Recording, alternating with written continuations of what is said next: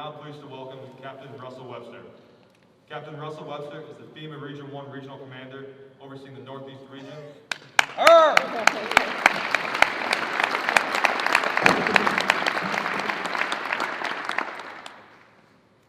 Thanks very much.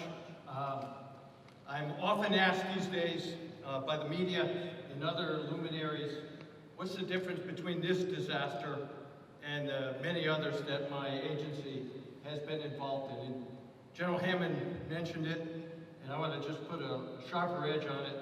I tell people it's scale, scarcity, and susceptibility. On scale, we've never had in the history of our 41 years of it as an organization, all 50 states, 5 territories, 43 tribal nations, and all 574 tribal nations involved in a single disaster. That by itself generates the scarcity that General Hammond talked about in terms of resources. Even during the time of Harvey, Irma, and Maria, when we gave out 10 times as much money in 2 years and services in 2 years than we did in the previous 37 years, have we faced a circumstance like this. The other piece of this has to do with susceptibility.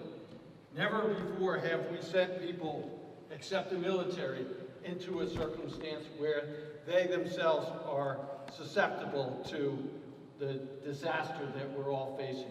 So keep that in mind.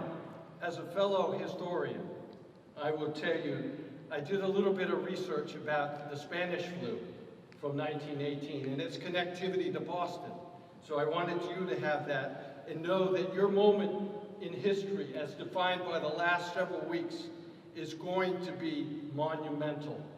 So, history tells us that the devastating Spanish flu came ashore here at the Commonwealth Pier in Boston in August 1918, when 3 U.S. soldiers returning from France made the sick list.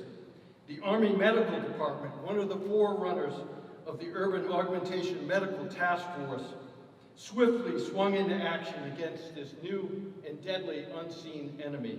As one officer recalled, and this is remarkable, prevention measures included daily inspections and temperature taking, patient isolation, face masks and gowns for attendants, good ventilation, screening between beds, prohibition of indoor gatherings, nose and throat sprays for the healthy, and experimental vaccines. By the War Department's most conservative count, the flu sickened 26% of the Army, more than 1 million men, and killed almost 30,000 before they even headed to the Western Front. The military's medical teams had tamed typhoid, but more American soldiers, sailors, and Marines would succumb to influenza and pneumonia than would die on Europe's battlefield of the Great War. In the end, more than 1 in every 4 in American suffered some form of the Spanish flu. Worldwide, more than 50 million people died, more than 3 times the number of soldiers and civilians claimed by the Great War. Today, we're here to honor an outstanding example of the modern-day UAMTF with 85 soldiers, including doctors, nurses, pharmacists, and respiratory therapists sent into battle against yet another deadly enemy, COVID-19.